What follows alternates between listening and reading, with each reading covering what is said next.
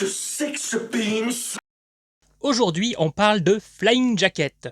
Qu'est-ce qu'une Flying Jacket, vous allez me demander? J'attends, demandez-moi.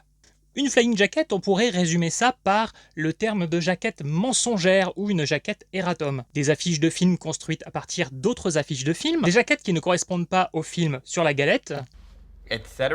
et l'un des maîtres en la matière, c'est Prism Vision. Et justement, aujourd'hui, on parle d'un Prism Vision, on parle de Amityville 3. Alors, quelle est la particularité de Amityville 3?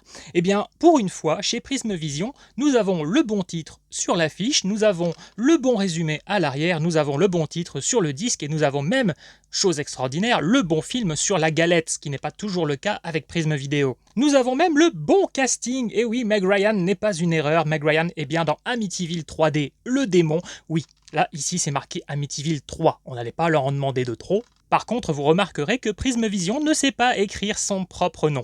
Alors qu'est-ce qui fait de cette jaquette une Flying Jacket?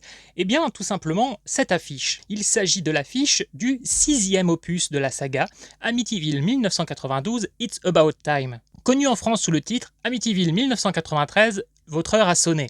Oui, chez nous, il a fallu un petit peu de temps avant que le film sorte. Heureusement pour vous, il existe une autre édition d'Amityville 3D le démon.